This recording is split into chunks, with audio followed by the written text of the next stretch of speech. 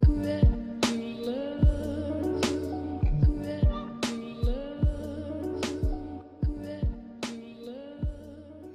guys, kita bertemu lagi dalam sesi perkongsian kisah-kisah kehidupan. Terima kasih karena masih setia dengan channel ini. Oke guys, kali ini saya akan kongsikan kisah satu permainan yang sangat populer di asrama suatu ketika dahulu. Saya tidak pasti semada permainan ini masih dimainkan atau tidak. Nama permainan ini ialah Spirit of the Coin. Saya kurang pasti nama ini di tempat korang. Nanti korang komen lah. Oke guys, macam manakah permainan ini dimainkan? Kita tengok dulu video ini.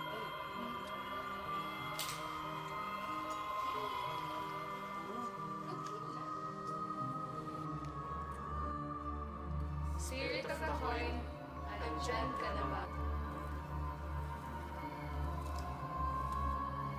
Spirit of the coin, andyan ka na ba? Spirit of the coin, andyan ka na ba?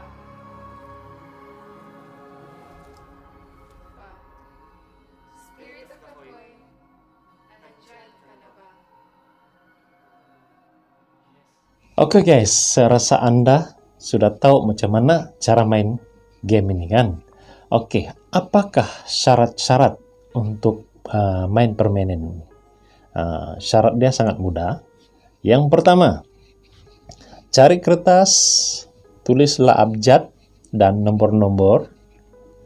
Yang kedua, kamu cari koin yang lama, selalunya koin yang baru ini dia tidak mujarab. Dan kalau boleh, carilah koin yang 50 sen. Dia besar sedikit kan. Oke, yang ketiga, lilin. Dan lilin ini harus dipakai karena lampu akan ditutup. Yang keempat, carilah kawan. Selalunya main permainan ini 3 orang main, 1 tukang tulis. Kalau boleh cari kawan yang kuat semangat lah. Oke, yang kelima,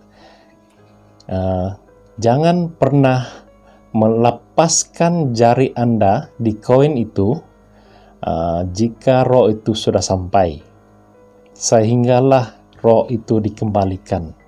Karena kalau Anda melepaskan tangan ketika masih permainan itu, kemungkinan dia akan memasuki tubuh salah seorang daripada pemain itu. Sebenarnya di asrama dahulu, saya sudah tahu permainan ini dari semenjak saya tingkatan 2 lagi. Tapi saya cuma hanya sebagai penonton sajalah. Dan saya tidak begitu percaya dengan kewujudan roh di koin itu. Sebab yang main permainan ini 2 hingga 3 orang.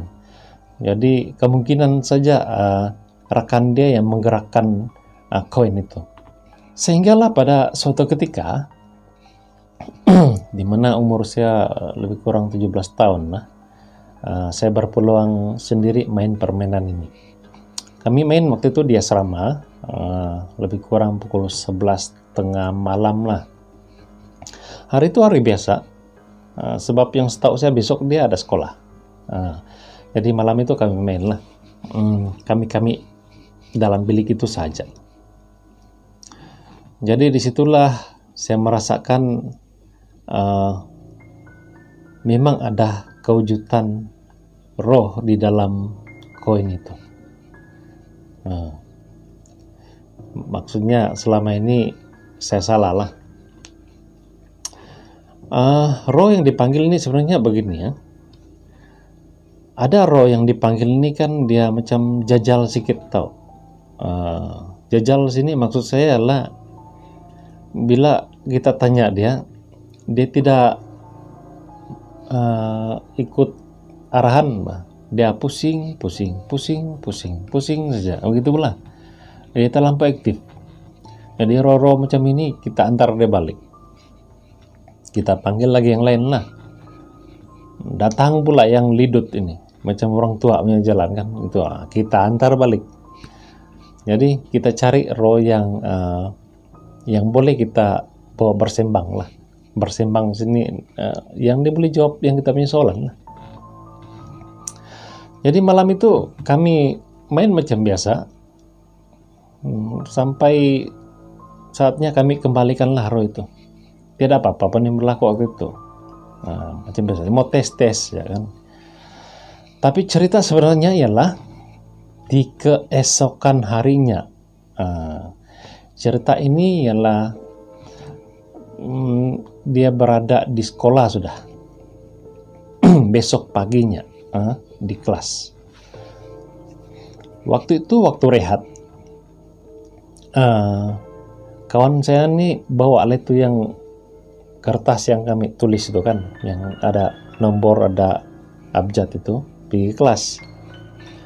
Jadi waktu itu waktu rehat, masa rehat tuh kami main. Nah, setahu kami selepas rehat itu guru macam tidak mau masuk, jadi kami main lah. Ketika sedang main, saya tidak main waktu itu. Kawan saya nih main, kawan yang sebilik dengan saya dia main. Ada 3 orang lah yang main. Saya cuma tengok saja. Ketika sudah lonceng masuk itu, tiba-tiba guru itu jadi masuk pula di kelas itu. Dia orang tengah main ini, dan apabila guru sudah masuk, roh itu tidak sempat dikembalikan. Dia orang semua angkat tangan sudah. Jadi apa yang berlaku, guys? Kawan saya ini, dia ramai kami di situ, nampak dia pucat. Dia pegang perut dia kasih tunduk di meja kepala dia kan. Dia pucat. Dia pucat, lepas itu dia tengok kami, mata dia merah. Dia macam menahan kesakitan, bah. Tapi 2 kawan dia yang sama-sama pegang itu kan tidak. Dia 1 orang saja begitu. Masa pembelajaran waktu itu lebih kurang 30 menit. Dalam 30 menit itulah kami menunggu supaya tuh guru keluar dan kami boleh kembalikan itu roh. Tunggu 30 menit, selesailah. Dan di situ kami baru kembalikan itu tuh 3 yang tadi main tuh kan. Baru kembalikan itu roh, barulah oke sekawan. Guys. Jadi pengalaman ataupun pengajaran untuk permainan ini, guys, sebenarnya tidak bagus sebenarnya. Memang tidak bagus. Itu kena dengan lelaki tahu yang masih kuat, sebab yang kena ini atlet sukan, dia kuat semangat tahu. Kalau kena dengan orang yang tidak kuat semangat ini, apa yang berlaku, guys? Selalunya kita akan dengar orang histeria. Yang perempuan lah kebanyakan. Lelaki pun tidak kurang juga ada yang histeria, tapi selalunya perempuan lah. Dia akan masuk kepada tubuh perempuan-perempuan yang lemah semangat inilah. Nah, itu yang selalu kita dengar, menjerit-jerit kan. Lepas satu berjangkit-jangkit. Disitulah.